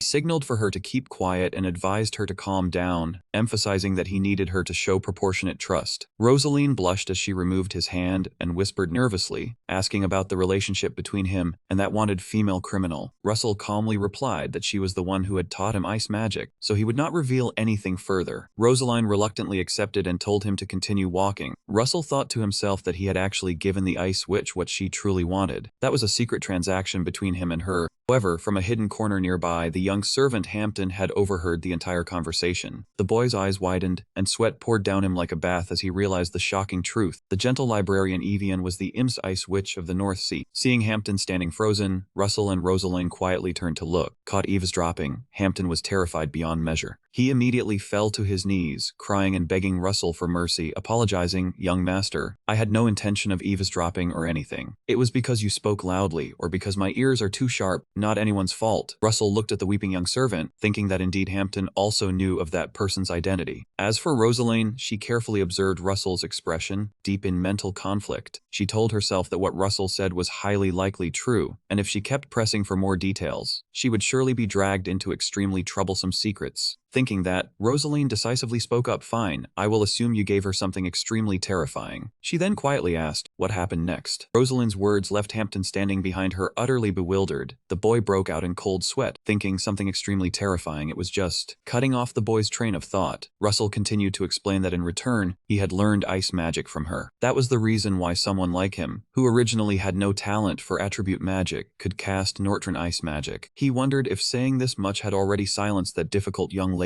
To prove his words, Russell brought out an ancient shimmering blue book and declared this was the evidence, a beginner-level Nortran ice magic manual written by the Ice Witch herself. Rosaline curiously took the book. She gently flipped through the pages and could not help but marvel at the powerful magical currents surging within. Russell spoke seriously. "The only reason I showed it to you is because there is an important pact between me and the Ice Witch, and that matter is by no means trivial." Hearing the reasonable explanation, Rosaline nodded softly. "Fine, I admit it." A quick compromise between the two left Hampton standing beside them, only able to scratch his head in awkward confusion. Russell continued to reveal that the Ice Witch had once told him a few things about Ray Baden, and in that story she had also mentioned Anne Brecca. This information made Rosaline extremely surprised, asking why the Ice Witch would have any connection HEH. Facing his friend's question, Russell simply closed his eyes and smiled mysteriously, replying that he actually did not know the details of the matter himself. She believed it wholeheartedly, didn't she, everyone? Russell slowly continued to explain the ancient prophecy of Ray Baden. According to legend, when that city wall melts under the wind from the North Sea, the path leading to the Holy Relic will officially open. The moment he heard about the Ray Baden city wall, Russell immediately recalled Evian and silently speculated that she would be the one to melt it in the future. He looked at Rosaline and argued that if it were not for the information from her, how could he have known in advance about the April herb and the silver sea water? Russell's extremely logical explanation completely convinced Rosaline. She gently hugged the book and nodded, admitting that it did sound reasonable. Deep in his heart, Russell understood the complex connection between the Ice Witch of the North Sea,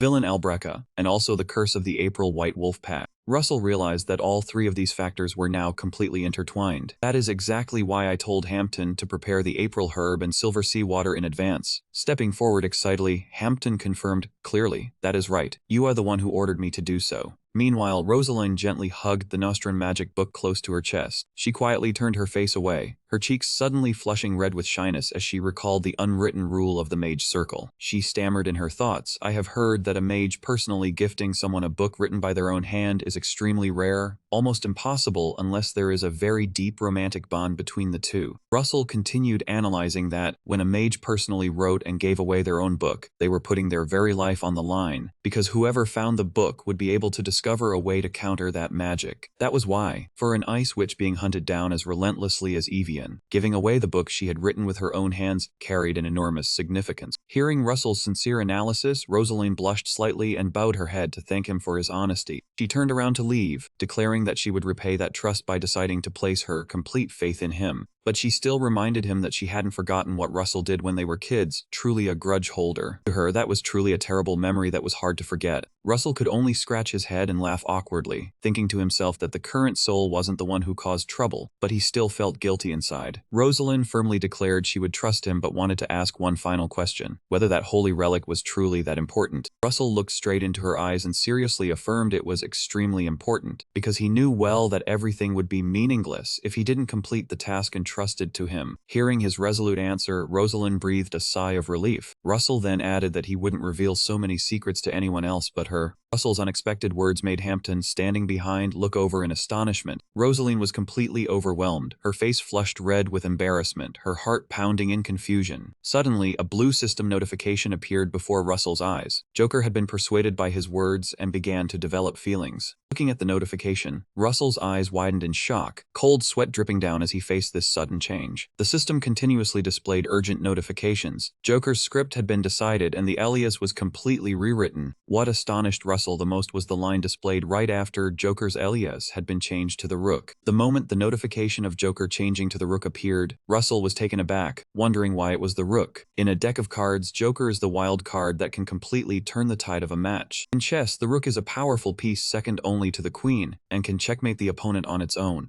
If Rosalind represented the Rook, then does this world still have a king or a queen? Russell mused that this Rook might not be as simple as it seemed. Cutting off his train of thought, Rosalind gently turned her face away, her cheeks flushed with shyness as she promised to keep the secret and decided to open up a little more. Rosalind's face suddenly fell as she recalled the painful memories of her childhood. She honestly admitted that although she had previously said she had forgiven, deep down she still couldn't truly do so. Now she affirmed that her feelings for him from now on would no longer be swayed by past matters. Rosalind clenched her fists and shyly confessed that for the past 7 years she had been lying to him, but now everything was considered over. Hearing that adorable confession, Russell simply replied calmly with a thank you. The two happily made up together. Rosalind quickly urged the group to set off for Bainfong Mountain, curious to know what the Maton family had arranged there. As for Russell, he breathed a sigh of relief that the old conflict between him and her had been resolved. After many days of walking, the group finally arrived at the towering Bainfong Mountain. Looking at the clear path, Russell silently noted that Grandel's warriors indeed weren't speaking idly when they said they had cleared the obstacles. Since only he and Rosalind were allowed to climb the mountain, Russell told Hampton to take everyone to the nearest safe area to rest. Before climbing, Russell sat down, opened his luggage, and prepared medicine. He carefully handed Rosalind an antidote for paralysis and instructed her to mix it at a ratio of 21, along with a medicine to enhance vision. His attentiveness and meticulous instructions made Hampton think to himself that the young master talked exactly like his grandmother back home. Russell continued to explain that the medicine made from the Marutu plant could amplify sense to deal with the trials ahead. Hampton shyly held out a dark-colored ring, softly saying it was a memento from his grandmother. The boy explained that the ring was blessed with a powerful blessing, protecting the wearer from all kinds of toxins. Looking at the precious heirloom in his servant's hand, Russell hesitated briefly, asking if Hampton was sure he wanted to entrust this priceless memento to him. With urgency, Hampton earnestly begged him to accept it, for only if Russell wore it and returned safely to give it back would he be at ease. Understanding his loyal heart, Russell smiled softly and agreed, promising to definitely return the ring. Putting the ring on his finger, Russell waved goodbye to Hampton and Rydia, then began the climb with Rosalind. Walking along the gravel-strewn path, Rosalind glanced at him and remarked that he was truly a puzzling person. She wondered if Russell was a warm person or someone cold to the bone, because sometimes he acted like an emotionless machine, but other times he was full of humanity. Hearing his companion's comment, Russell broke into a radiant smile and confidently countered, asking if that was his special charm. His narcissistic answer made Rosalind angrily shout, "Charm my foot." To change the subject, she quickly turned to warn about the trials ahead, explaining that to reach Bainfong Mountain, first, the two had to cross a treacherous mountain, littered with illusory spells and complex illusion arrays. Even getting there wouldn't be easy. Seeing her serious expression, Russell smiled enigmatically, which made Rosalind irritably demand the reason for his smile. Russell bluntly replied he was just thinking about how hard she studied. Pleased by the compliment, Rosalind proudly puffed out her chest, affirming that it was only natural since the Maton patriarch had trusted her with great responsibility. Seeing Russell's indifferent attitude, Rosalind grew even more annoyed, demanding he not look at her with that mocking gaze. Russell laughed and countered, asking if she wouldn't even let him laugh, causing the pink-haired girl to sulkily shout that his apology looked more like mockery. To get back to business, Russell spoke up to ask about the plan to find the Mountain Guardian clan. Rosalind confidently said she heard they loved gold, and as long as they were paid fairly, they would gladly lead the way. Hearing that, Russell wondered, that sounds fine, but where do we find them? Are we supposed to lure them out with gold like fishing? Rosalind kept scanning the path and explained from what she knew. The Mountain Guardian clan usually roamed and patrolled around the mountain entrance, so just searching around here would surely lead to an encounter. Looking at the vast, desolate space, Russell sighed helplessly and bluntly pointed out the impracticality. If we blindly search in a place this vast, who knows how long it will take? Russell looked at his companion and gently exposed the truth. She had only read about those things in books, hadn't she? Caught red-handed, Rosalind could only remain silent, deeply embarrassed. Seeing her embarrassment, Russell gently consoled her, saying it was perfectly normal and she didn't need to famed. Unwilling to lose to his teasing, Rosalind blushed and shot back. So do you have a different way then? Russell slowly explained that the Mountain Guardians had incredibly keen senses of smell, and they deeply respected each other's territories and livelihoods. But try looking around. Do you see any signs of territory boundaries? Rosaline eagerly looked around, then shook her head, not seeing anything. Russell smiled and asked, then how would they demarcate their boundaries? He walked over to a nearby ancient tree and muttered, in my opinion. Approaching the tree, Russell sniffed lightly and thought to himself, just as I suspected. He turned to Rosaline and said, the books don't record this, but the urine of the Mountain Guardian clan is famously terribly foul, though ordinary people can't smell it. Rosaline was extremely surprised and asked, how did he know that? Russell bluntly explained that their urine was actually a valuable magical ingredient, so it was understandable that a warrior wouldn't know. As he spoke, he reached for his belt. Anyway, I'm about to relieve myself here. Could you turn your head for a moment? His sudden action made Rosaline's face turn bright red, and she quickly covered her eyes and shouted, you just had to tell me to turn away. No need for lengthy explanations. I have to explain clearly so my teammate knows what I'm doing. Rosaline, still covering her face, hesitantly asked, did he mean that if he peed here, the Mountain Guardian clan would automatically come? Russell shook his head. No, just that alone isn't enough. Rosaline was curious, so what else is needed? Russell smiled softly, pulled the vial of medicine Hampton had prepared earlier from his pocket, and explained, do you remember what Hampton said earlier? This medicine made from the Marudu plant can amplify any scent the user chooses. If I pour this medicine here, as soon as I step out and pour the magical solution on the ground, a cloud of white smoke billowed up with a stench so pungent that even he had to wrinkle his nose and exclaim,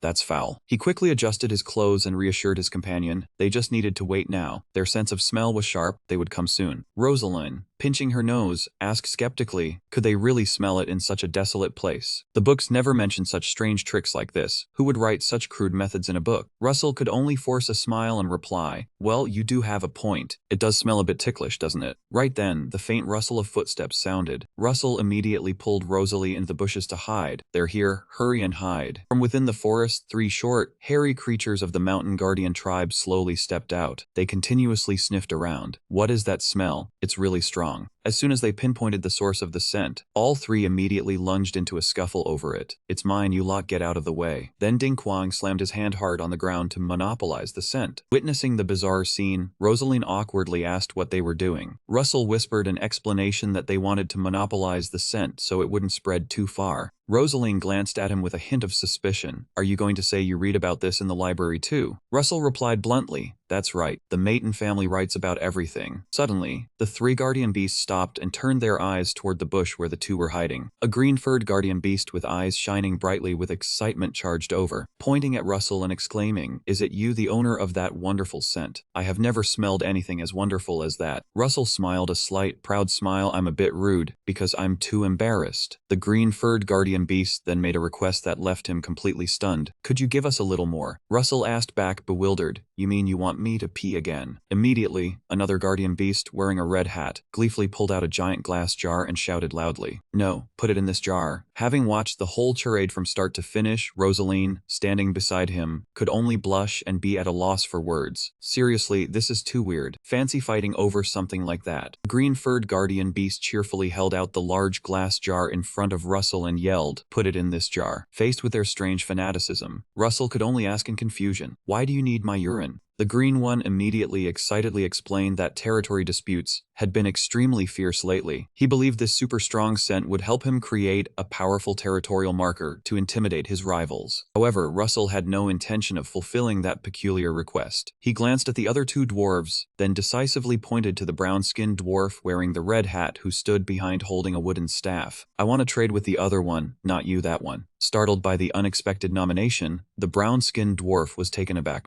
Russell cut to the chase. Good. Have you ever climbed Mount Bainfong? Hearing the question, the brown-skinned dwarf confidently shrugged and asserted that Mount Bainfong was like his own backyard since he was born and raised right on the mountain. Well then, Russell proposed that he act as a guide for the 2 of them. Standing behind, Rosaline was still having to pinch her nose. Standing here is no different from being in a toilet. The brown-skinned dwarf raised an eyebrow, looking haughty. But my service fee is expensive. Do you have enough money? When Russell asked how much, he held up 3 fingers with a grand gesture. 3 million grand per hour, of course. He The exorbitant price made Rosaline extremely annoyed. She frowned and asked why he wouldn't budge at all. Looking at the other two dwarves whispering behind them, Russell calmly replied, "The older they get, the greedier they become." Russell still silently held this guide in high regard. The Mountain Guardian tribe charges based on their actual abilities. Seeing Russell agree so easily, Rosaline still felt aggrieved. She crossed her arms as she walked beside him, frowning that the price was too expensive and he was truly too arrogant. Hearing the pink-haired girl's complaint, the brown-skinned dwarf immediately hardened his face, feeling offended. "If you think it's too expensive, then just leave, I can go too." The older they get, the more pretentious they become, right, everyone? Seeing the guide about to leave, Russell remained perfectly calm. He smiled slightly and pointed out a fact. "If your urine smelled stronger than mine, those guardian beasts wouldn't have been so surprised." The remark hit home, causing the brown-skinned dwarf to freeze, sweating profusely as he admitted that the young man's scent was indeed much stronger than his own. Russell quickly pulled out a sparkling blue potion bottle and made a very enticing offer. "How about I teach you how to create that smell? Of course, using your own urine." Staring at the magic potion, the dwarf swallowed his saliva with great desire. Russell explained further that by just dropping one drop of this into urine, their specific scent would be instantly amplified many times over. "But this medicine is very expensive. Instead, if you lead us to the dungeon, I will give it to you for free." The too-good-to-be-true deal made the brown-skinned dwarf change his attitude 180 degrees in an instant. He happily took the potion, grinning from ear to ear with smug satisfaction. "Hey, just trust me. Even if the mountain had a fortress on it, I would find the way for you all." Rosaline glanced at Russell with admiration and blurted out, "I just think you're amazing." He couldn't help but ask back in surprise, "Why's that?" The three of them continued walking along the desolate cliffs of Mount Binfang. To gather more information, Russell asked the dwarf guide if there had been any unusual changes here recently. The dwarf paused briefly, pointed to the blue sky and said, "Changes? Ah, yes there are. Look up at the sky." Following the direction of the pointed finger, Russell only saw floating clouds. He silently marveled at the extraordinary eyesight of the Mountain Guardian tribe for spotting a small blot in the sky. The brown-skinned dwarf worriedly explained that it was a bald eagle. It hadn't been like this before, but recently it had grown abnormally large and started hunting and eating his tribesmen. Russell wondered that ordinary bald eagles didn't usually eat humans. The dwarf guide speculated that this strange change might be due to a dungeon that had recently formed on Mount Binfang. Hearing this, Russell turned to Rosaline and said that the dungeon was their target. "Right on target. I'm asking you, sir, to guide us to the dungeon," seeing two brave young people. The dwarf reluctantly warned that guiding was not difficult, but that giant eagle could swoop down and attack them at any time along the way. In response to Rosaline's worried question about whether it would follow them the entire way, the brown-skinned dwarf waved his hand to confirm and, trembling, recounted the tragedy where several of his tribesmen had died under the sharp talons of the monster. Sensing the imminent danger, Russell suddenly made a decision. "Then let's stop here for today." His sudden decision left Rosalind bewildered, asking back. Russell declared decisively that they would temporarily retreat and meet it again here in a week. The scene shifted to a majestic waterfall roaring in the background where Rosaline was practicing her movement techniques by agilely hopping across drifting logs. Seeing Russell sitting pensively on the rocky bank, she jumped down and pressed him on what he was thinking about to delay the trip by a whole week, not afraid of letting things drag on and change. Russell calmly explained that this mission had no time limit, so she didn't need to worry too much. He reasoned this was a trial deliberately set up by their father, and unlike before, they now had information about it. Russell posed a leading question, between being given the answer and having to search for it yourself, which would be easier? Rosalind crossed her arms and exclaimed, "Of course, having the answer ready is much easier." Russell scooped a bottle of water from the waterfall, smiling enigmatically, "But it'd be too illogical if it were that easy, right? Our father probably made it harder than the mission in the dark desert. That bald eagle is the proof, so we have to hunt it down first." Rosaline curiously asked Russell if he had a plan. Russell calmly admitted he did, then leisurely poured the water out of the bottle and revealed that he would use a Saintier Nostran system magic called Ice Arrow. He explained that this skill would allow him to perform highly effective long-range attacks. You can't catch a bird by chasing it in flight, right? Inwardly, Russell thought to himself that Father DK was surely also testing his long-range attack abilities through this trial. Witnessing his confidence, Rosaline couldn't help but skeptically ask if he truly thought he could hunt that giant monster with just a Saintier magic like that. Russell simply replied he wasn't sure. Right after, he smiled slightly and asserted that he had his own way. A week later, at the towering Mount Binfang, the brown-skinned dwarf guide decisively declared the start of the journey. As soon as they started walking, Rosaline had to pinch her nose, wincing and complaining that the stench here was even worse than last time. The dwarf guide, leaning on his staff, moved forward and sternly warned that this desolate area was the most frequently attacked spot, which meant a terrifying attack was about to happen. Watching Russell still walking calmly, Rosaline silently speculated that he surely had some kind of plan. plan, and that he was likely trying to experiment with something related to his sentier magic. Right then, the giant eagle suddenly appeared in the sky. Seeing the imminent danger, the dwarf guide panicked and leapt away to hide, not forgetting to shout at Russell to do whatever he wanted since he was only responsible for guiding. Standing alone in the middle of the clearing, Russell focused intensely. Through his clairvoyance, he had fully sensed the thick killing intent locked onto him, as the giant eagle with blazing red eyes and sharp talons dove straight down from the sky, intending to crush him. Russell immediately cast a level 2 ice spell. He decisively fired an ice arrow straight through the head of the giant eagle. The eagle collapsed on the spot without a chance to react. Rosaline breathed a sigh of relief. She remarked in amazement that this was that eagle. It was much easier than she had thought. Russell calmly replied, yes, it was. But when the pink-haired girl thought everything was over, Russell sternly warned that things were not finished yet. Right after that, a bizarre phenomenon occurred. The body of the giant eagle suddenly trembled, and then rotted at a horrifying speed. In the blink of an eye, it turned into a cold, dry skeleton. At that moment, the brown-bearded guide hobbled over with his cane, cheerfully speaking up. Finally, that bald eagle has been taken down. Now we can safely enter the dungeon. However, contrary to his relief, Russell's gaze suddenly turned icy cold. Without a word of warning, he suddenly gathered magic power around his fist, spun around, and launched an attack directly at the dwarf guide. Russell's sudden brutal action utterly horrified Rosalind. She rushed over to grab his shoulder and shouted to stop him. Wait, what are you doing? Russell slightly turned his head and asked nonchalantly, don't you see it? Rosalind asked back in a panic, see what? Didn't you just attack a mountain guardian? However, before she could even finish her words, she was left staring in astonishment. Right before their eyes, the body of the brown-bearded dwarf that had just been struck down suddenly vanished into the void, turning into a wisp of white smoke before being quickly blown away by the wind. Witnessing that bizarre scene, Rosalind stood frozen, stammering in disbelief. How is this possible? Just a moment ago it was still. Russell silently watched the empty space before him. He realized that the dwarf guide was actually just an illusion created by magic. He thought to himself, so they had set a trap. It seems they won't hand over the item easily. Watching the white smoke gradually dissipate into the air, Rosalind couldn't help but feel confused. An illusion turning into smoke. She had never heard of a mountain guardian tribe member being able to turn into smoke. Faced with his companion's astonishment, Russell remained calm. It's very simple, he isn't from the mountain guardian tribe. Follow me. With that, Russell walked off leisurely, leaving Rosalind with no choice but to tag along behind. Approaching an open patch of ground, Russell crouched down to examine the animal tracks imprinted on the soil and remarked there were still footprints here, and based on their shape and size, they could guess it was a monster. He mused thoughtfully, analyzing the danger level of this area. Just think, with a mountain of this size, what kind of monster could live here, and one that would even prey on the bald eagle? It must be a pack of spirit-type beasts, at least 10 of them. Russell said seriously, given this situation, we can't face them head-on now. If they are that numerous, we should have at least sensed their presence, unless they were summoned by magic. Russell nodded in confirmation. That's right, he used magic to disguise himself as a guardian. Seeing how sharp he was, Rosalind curiously asked, when did you start suspecting him? Russell's gaze hardened. He answered succinctly, from the first time I saw him today. The memory of that tiny guide came back, and Russell explained his fatal flaw. He had a magic stone embedded in his staff, but as far as I know, the Mountain Guardian tribe despises modern civilization. From that moment, I was just waiting to see when he would reveal himself. Approaching a bush, Russell used his hand to brush aside the fallen leaves on the ground and said that if she looked closely, she would see a magic circle. When the caster dies, the spell concealing the circle also disappears. Russell stood up straight, composedly summarizing the whole affair. Someone disguised as a guardian had summoned monsters to kill them. However, looking at the magic circle beneath his feet, new questions arose in his mind. He pondered thoughtfully. If what he needed to summon the monster was the death of the bald eagle, then there are still several extremely illogical points here. Russell mused deeply. If the imposter were truly a mage, why would he attack him like that when he knew summoning magic? If he truly wanted to harm him, he could have easily set up an inescapable, intricate trap. Holding the magic staff with the red magic stone of the imposter, he grew even more suspicious. The strangest thing was that even though he was extremely vigilant, there was no reaction from any traps, nor any other magical fluctuations around them. Looking at the smoking dry skeleton of the eagle, Russell realized that the eagle becoming stronger was not arranged by the two's father. Seeing this, Rosalind asked worriedly, what do we do now? Just keep going without a guardian. Russell calmly replied, yes, if we accept their help, then perhaps the desired outcome won't come. He thought to himself, if this is a task for Rosalind and Albecto, then it must have been hidden well to avoid detection by the Mountain Guardian tribe. At that moment, Russell suddenly noticed ancient glowing characters on a large tree trunk. The glowing ancient script was clearly visible on the rock face. These were instructions that would guide those who came after. Meanwhile, in a quiet secret chamber, the head of the Decai family, Cha, was leisurely taking a sip of hot tea. He frowned slightly, complaining discontentedly to the person opposite him. "Can't you make tea any better?" Then Dekaicha coldly asked the Grandel family head, who was sitting in silence, What brings you, with your old body, here this time? Have you ever tasted tea brewed with carrot and flower stems?" Grandel family head answered blankly, "I don't even know there's a flower with such a name. What nonsense are you talking about now? Anyway, isn't it time to tell the truth? What are you hiding at Bangfeng Mountain?" Faced with the pressing question, Dekaicha only answered coldly, "I don't know either. I only told them what was in the prophet's diary. I have never touched it myself." Grandel family head's face hardened, releasing a fierce, blazing purple pressure as he demanded, "What if something happens to my daughter?" Contrary to his friend's worry, Dekaicha leisurely took a sip of hot tea, and then replied blandly, "Didn't you say you wouldn't raise her to be pampered and spoiled? At this rate, she'll never make it past the first trial." The provoking remark angered the Grandel patriarch, who closed in, threatening in a low voice, "If anything happens to my daughter, the first person I break the neck of will be you." Dekaicha remained utterly composed, "As you wish, but if the prophecy is true, then many things are about to change." Meanwhile, in the Hoangvu Mountains, the real trial had arrived for the young pair. A giant monster suddenly burst out, roaring fiercely. Rosaline swiftly delivered a powerful kick, taking down the monster. Despite having eliminated a whole host of enemies, Rosaline was still breathing heavily with exhaustion. "We've taken care of a bunch of monsters already. How much further until Bangfeng Mountain?" Russell remarked softly, "We should probably find a place to rest for the night." Two decided to choose a desolate cave on the mountainside as their shelter under the waning moon. Rosaline asked worriedly if he was sure it was safe to rest here. "There's no way to escape from this cave." Russell calmly reassured her, "It's fine, monsters can't get in." In fact, thanks to his heavenly eye, Russell secretly knew that this cave had once been the lair of an ancient spirit beast long ago. The powerful aura it left behind still lingered in the area, causing the monsters outside to be afraid and run far away, not daring to come near. 3 days later, having overcome countless tribulations, the two finally dragged their weary bodies to the foot of Bangfeng Mountain, towering amidst the clouds. A blue system notification suddenly appeared before his eyes. "Find the key and open Bangfeng Mountain." Russell smiled slightly with confidence, "Just as I thought." He decisively raised his hand to activate the subspace magic to summon an item. The sudden action startled Rosaline standing beside him, her eyes widening in shock as she screamed about the staff. Russell walked leisurely, firmly holding the wooden staff embedded with the red magic stone that he had confiscated from the impostor earlier. Russell firmly planted the wooden staff into the hollow rock crevice on the cliff face. Strangely, it fit perfectly into the hole in the rock wall. He silently realized that defeating the fake guard was the starting step of the quest, and the ground began to tremble violently. The towering cliff before them suddenly split apart, startling Rosaline, who stood behind him. From within the rubble, an ancient, massive stone staircase slowly emerged, leading straight up to the summit of Bangfeng Mountain. Russell turned his head slightly, calmly saying to his companion, "Let's go, Rosaline." Rosaline quickly followed Russell up the stone steps, muttering softly that she felt like she was being led by the nose again like a poor puppy. The two of them advanced deeper into the summit area of Hoangvu Mountain, but just as they set foot on the open ground, Russell suddenly stopped, his eyes wide with astonishment. Directly ahead of them, a massive entity stood towering, stepping out from the shadows. It was a dried skeleton clad in dark black iron armor, its glowing red eyes burning with murderous intent. The eerie creature wielded a giant greatsword, constantly roaring gloomily, "Return, return."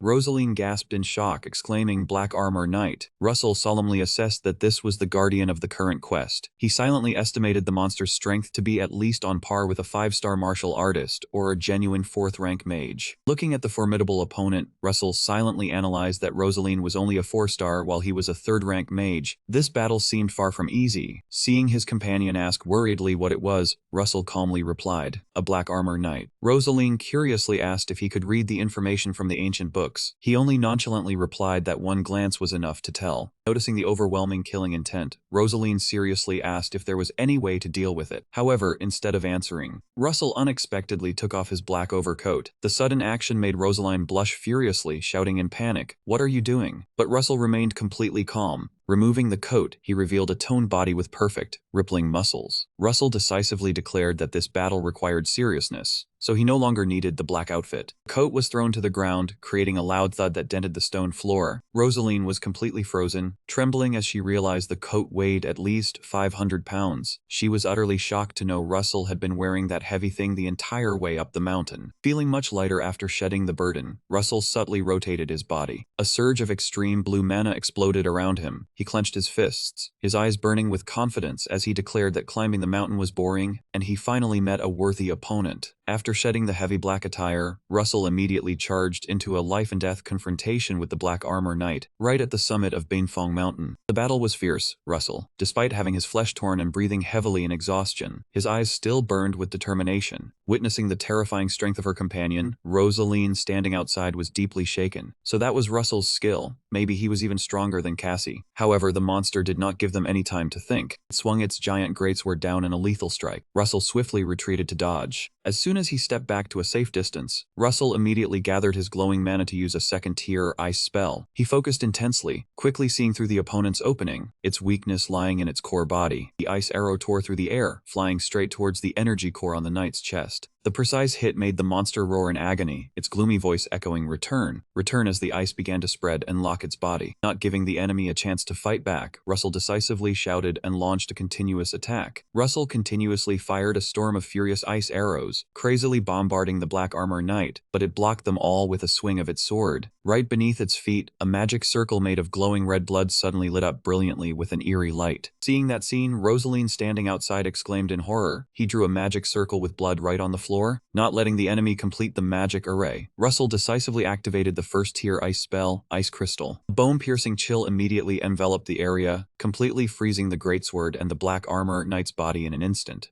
Seizing the moment the opponent was restrained, Russell poured all his remaining mana, perfectly combining the second-tier ice spell, Ice Arrow, with the ultimate magic. He drew back his magic bowstring, condensing a barrage of radiant, powerful ice arrows. The ice arrows tore through the air, their terrifying destructive force causing its massive body to shake violently. However, the overexerted attack also inflicted severe backlash on Russell's body and he collapsed to the ground. Russell clutched his torn chest, feeling the extreme pain ravaging his body as if it were burning, and realized 4 of his ribs were broken. Witnessing the horrifying power and Russell's sacrifice, Rosaline was frozen in shock. A startling thought rose in her mind. Was that new research developed by Mayton? Everything became clear. To hide that research, they had Russell pretend to blow her up. At that moment, the Black Armor Knight emitted weak, rumbling growls, "Return, return." Then its glowing red eyes completely dimmed, it collapsed to the ground and turned into dust. Seeing the monster was defeated, Rosaline hurried over and worriedly suggested, "Let me keep watch around, you should meditate to recover." Russell closed his eyes wearily and replied, "Thanks." A system notification suddenly appeared, confirming Russell was using the new meditation technique of the Grandel family combined with basic magic cultivation methods. Seeing the blue mana and red flames swirling around his body, Rosaline widened her eyes in amazement, wondering how he could perfectly run 2 opposing techniques simultaneously. However, Russell quickly opened his eyes and stood up. Seeing this, Rosaline quickly advised him to focus on recovering more since there was no danger around. Russell slightly shook his head and replied, "That's exactly what's strange. This test is not over yet."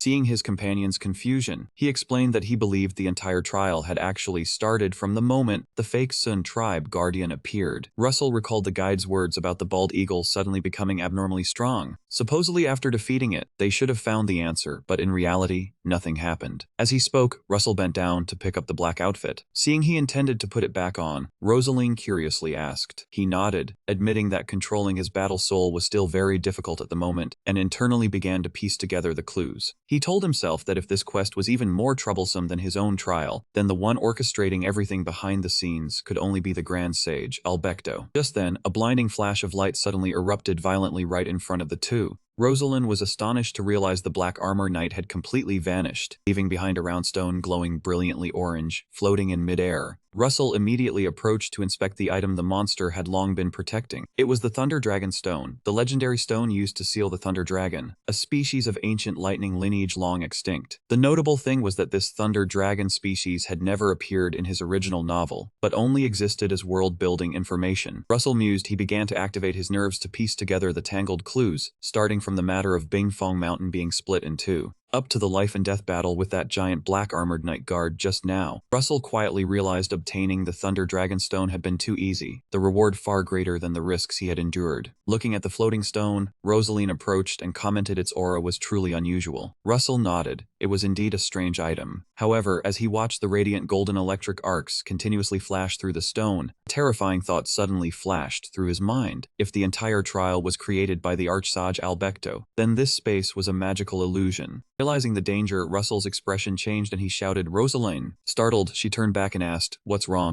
Without time to explain, Russell urgently commanded, "We have to run now. Get out of here." Rosaline hurriedly tried to flee, but before she could take a few steps, she slammed into an invisible wall and cried out in pain. Russell was horrified to realize the exit was blocked by a barrier. Before the glowing hexagonal energy wall, Rosaline asked in confusion, "Can a 4-star martial soul break it?" He shook his head. "This barrier absorbs martial souls as well." Closing his eyes in helplessness, Russell acknowledged his dire condition as his ribs throbbed with pain, wondering if there was any other way. At that moment, a spark of light flashed in his mind. He slightly opened his eyes and called out, "Rosaline." His friend, looking at him with worry, was full of questions. Russell gripped the Thunder Dragon stone, which was sparking like a faulty socket, and said in a serious tone, "If this method breaks the barrier, you must leave immediately. Don't look back." The sudden warning startled Rosaline. She cried out, asking what he was talking about. In his heart, Russell realized this was a test of wisdom from the Archsage Albert. He had predicted all of his schemes, deliberately setting up an illusion to force him to find a way out. Albecto had disguised the Thunder Dragon stone as a dangerous trap to make Russell give up, yet he absolutely would not back down. Russell activated the intermediate combat magic Iron Body to maximize his defensive capabilities, bracing himself against the violent electricity surrounding him, telling himself this was a test of his mettle. Witnessing his master's recklessness, the sacred beast Pucky flew out in a panic, warning that his mana was spiraling out of control, urging him to quickly calm down. But Russell remained resolute in his decision, believing that those who dare not seize the treasure before them did not deserve it. Despite his vision fading from the pain, he still struggled to reach out and touch the glowing stone. A thunderous crack echoed, and then everything plunged into darkness. A moment later, Russell slowly opened his eyes, coming to, and looked around dazedly, wondering where this place was. Before he could gather his senses, Rosaline rushed over, grabbed his collar and shook him hard. "Wake up!" Caught off guard by the sudden attack, he could only cry out in panic, "Stop it!" Looking at the lush green grass field around him, Russell asked in a daze, "Where am I?" She let out a soft sigh, admitting she had been agonizing over whether to save him or escape on her own first. Rosaline admitted that in the past, she would have rushed to save him immediately, but this time, she chose to trust his instructions. Hearing that, Russell looked blank and asked, "My words?" He suddenly paused as the memory of his words before passing out came back clearly. "Rosaline, if this method truly breaks the barrier, you must leave immediately. Don't look back." Rosaline explained that as soon as she escaped Banefang Mountain, she saw him being blasted out by an extremely powerful force. Rarson asked in surprise, "And you caught me?" Rosaline gently held her side, admitting in pain that she might have broken 1 or 2 ribs from the impact just now.